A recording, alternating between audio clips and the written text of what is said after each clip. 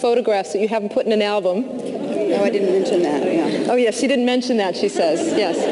Okay, thank you. Sit down. Let me address this a little bit here. This whole topic of energy is one of my favorites because you can get really great results in your life when you start to handle this stuff. What I found time and again is when people start to eliminate their energy drains, they make space in their life for the things that they really want. So if you've got a cluttered room, I guarantee you that cluttered room is going to prevent you from bringing in that new relationship you'd like to have or the money that you'd like to bring into your life. It's preventing you from bringing in the new house that you might want to live in or the friendships you'd like to have more of. There's 3 ways to eliminate energy drains, and this is for you in particular, my dear. Do it, hire it, or chuck it. It's that simple. And I have a little mantra I use, and I'd like you to write this down. And anybody else with clutter, which means everyone will be writing, right? Yes. Look at my mother over here. She's getting her pen out. Yes. When in doubt, throw it out. If you were to think of your life as one giant box, most of us live with our lives that are stuffed. And then we wonder why we can't bring into our lives the things that we really want. So if you make a list of the top 10 things that are draining your energy, you go through the list and you put a D next to the ones that only you can do. And I like to challenge myself to make those very few numbers. You put an H next to the one that you could hire somebody else to do. And there was one of yours there. Clean out the car. Yes, you could hire somebody else to do that. Do you have children? Yeah. Pay your kid to do it. Really, trust me on this one. So hire somebody or just chuck it. I don't know about all of you, but I love throwing things away now. Because every time I throw something away, this is what goes on in my mind. I'm hanging on to this? Oh my goodness, do I want these piles of magazines to take up the place for a television show I might do? I don't think so. If you've got piles of magazines sitting around in your house that you haven't read, please, they're old. Get rid of them. Make the space for something else. Now, I know this always brings up the question of procrastination for people. People will say to me, oh, but I procrastinate. I try and get rid of this stuff, but I just can't make it happen. Well, the first thing I say to those of you that tend to be procrastinators is you need to get support. You need to put somebody in place that's going to help you to eliminate these energy drains. Make it a game. Make a list of your top 10 energy drains. Call a friend. Say to that friend, hey, listen, do me a favor. Make a list of your top 10 energy drains.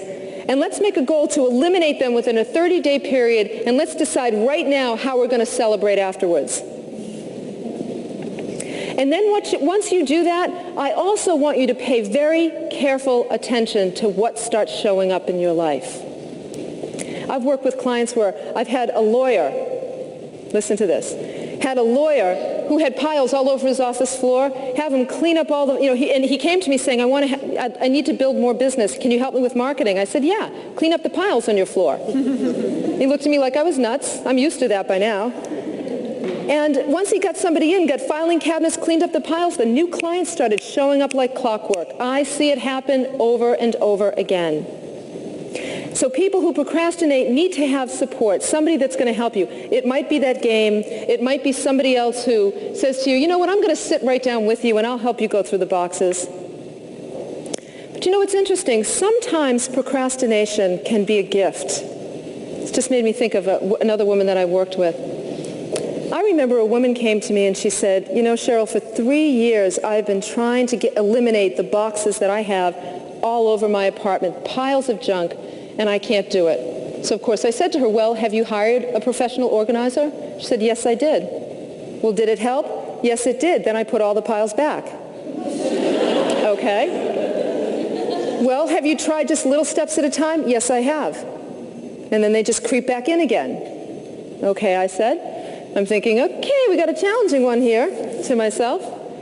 So after a couple of weeks of giving her just a little project of eliminating her piles, she'd come to the coaching call and she'd say, yeah, I cleaned up that little spot, but there's still stuff there. And I thought, okay, this is a call for divine intervention. And I did this. I closed my eyes. We were on the phone coaching. I closed my eyes and I said, okay, God, you got to tell me what to do because I'm clueless. And what came into my mind sounded really weird, but I've learned to pay attention to what the divine has to say. So I said to this woman, I'll call her Melinda. I said, Melinda, I know this might sound really strange, but you know, I always just trust my intuition. And here's what I'd like you to do. I'd like you to go home some night this week when nobody else is home. I want you to buy a bunch of those little tea candles, you know, the little, like the ones here on the table, little tea candles. I said, I want you to go home and I want you to light these little tea candles and just place them around the piles. I know, she thought I was nuts too.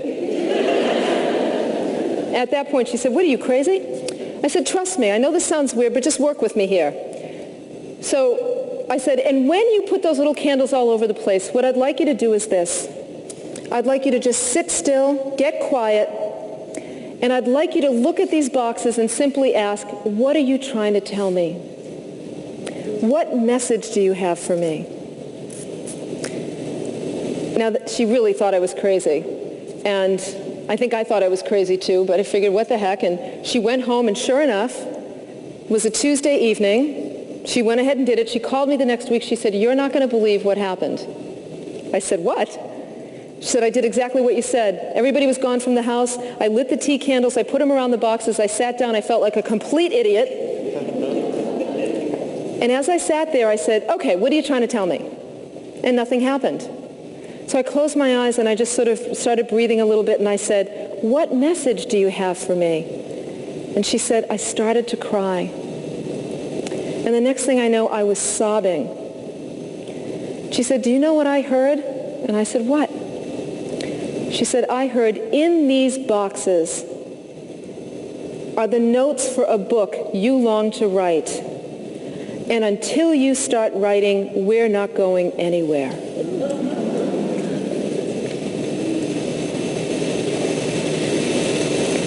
And do you know, I did thank the divine in that moment. We forgot about the boxes, and instead what I put in place is a schedule, a calendar for her to write every day. And over the course of the next year, as she began to write over and over again, the boxes slowly began to disappear. And they stayed away for good as she finished her book. So sometimes procrastination is really a gift. And if there's something you've not been able to do in your life, you might want to buy a few tea candles. Okay, when we come back, we're going to talk about passion.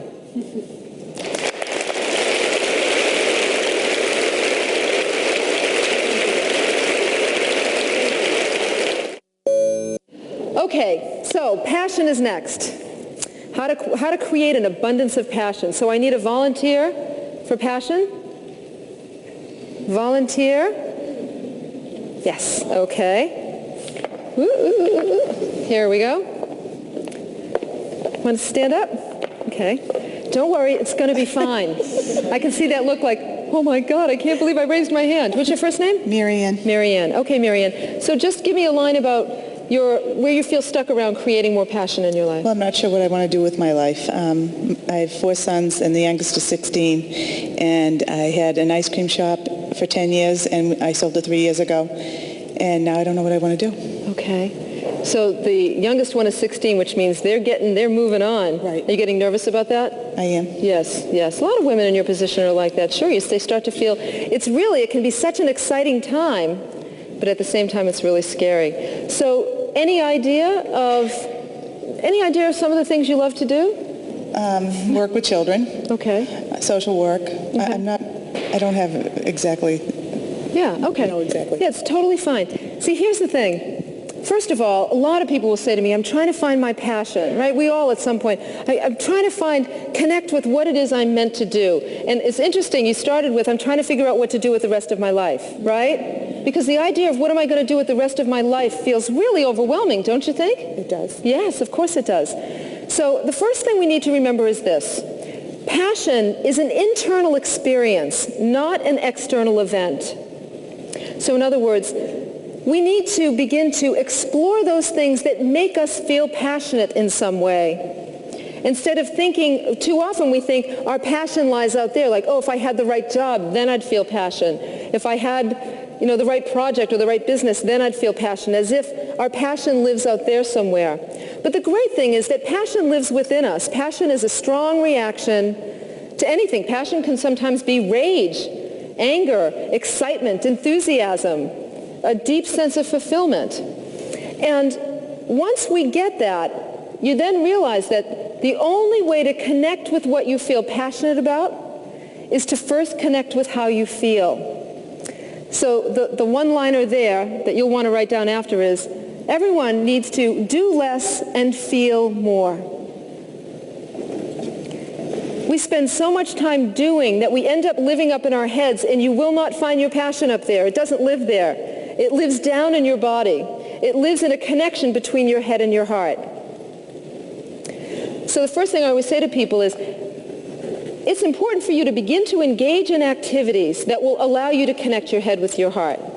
So that could be things like writing in a journal or a notebook. It could certainly be talking to good friends about how you feel, not what you think, but how you feel. It could be even simple little things. I love to use little, practical examples. Like one time I had a client take her wristwatch and set the alarm so that every hour it would go beep, beep. And it was during that time that she was I told her to just close your eyes, check in and notice how you feel. So that you train yourself to be checking in, to drop your energy down from your head into your body. Here's why that's important. Because the next step in discovering what it is we feel passionate about is extremely important, and that is we have to give ourselves permission to explore.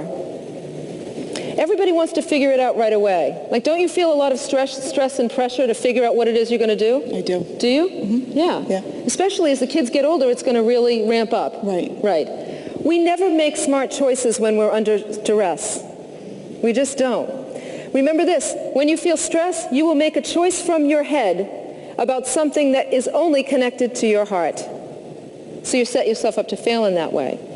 So have a seat. I want you to write down some of the things I'm going to talk about. Here's some of what you need to do if you're sitting in this room or listening at home and you really want to connect with what you feel passionate about. I like to think of it as a treasure hunt. Really.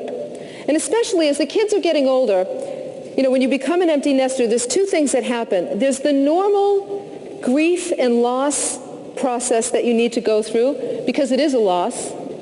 And then there's the exciting new exploration of life. Too often we all think we have to figure out what we want to be when we grow up immediately and then go and do it. Right? I mean, how many people still feel like they don't know what they want to be when they grow up? Yeah, lots of us do. That's because we're too busy doing what we think we should do instead of giving ourselves a chance to explore. So let's say you were going to explore. Here's some of the questions I'd ask you, and all of you, if you're interested in connecting more with your passion. Things like, when you open a newspaper, what's the first section that you go to? What's the very first section? It doesn't matter if it's the cartoons. The obituaries. Okay? Mom, I'm a little worried. What section do you go to first? What if I told you that you could go to your local bookstore, but there would be only one section in that bookstore from now on? Which section would you absolutely have to have in that bookstore? Write it down.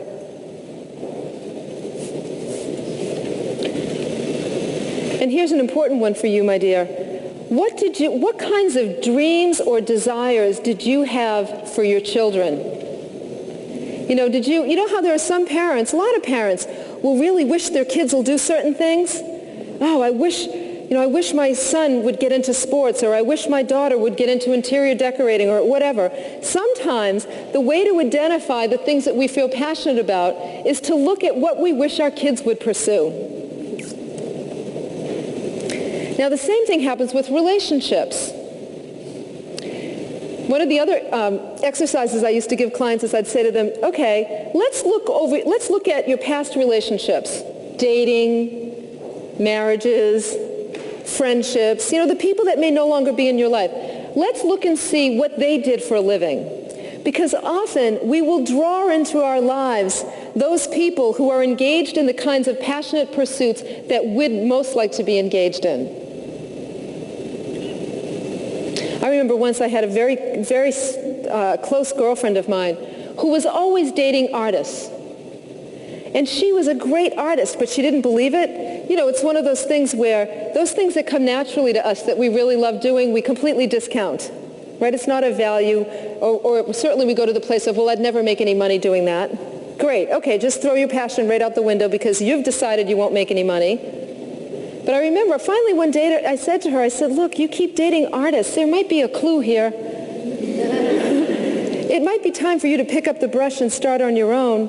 And sure enough, when this woman started doing that, she stopped dating artists, which for her was a good thing.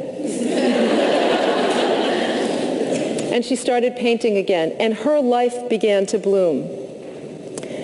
Sometimes I would have people, and this is a specific exercise just for you, I would challenge you to create a passion map.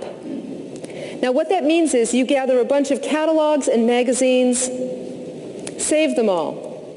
And as you go through the catalogs and magazines, you start to rip out any images that jump out at you, any of the images that speak to your soul. Because you see, our soul, the place down in here, right, where our passion resides, speaks to us in images. And so you can literally sit on the floor, put the magazines all over the floor, put catalogs all over the floor, and just thumb through them and start ripping out the pages that just make you smile or make you feel something strongly. Rip them all out and put them aside. Then when you're done, and by the way, you don't have to do this in, 5 or 10 minutes.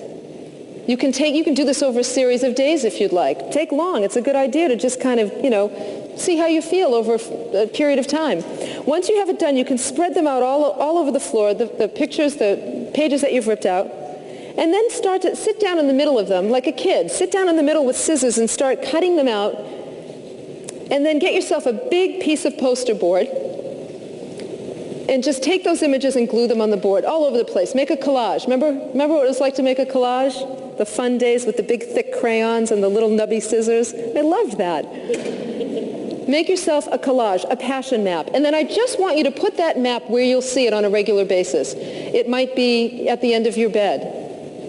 You don't have to do anything with it. You don't have to figure anything out. All you need to do is just keep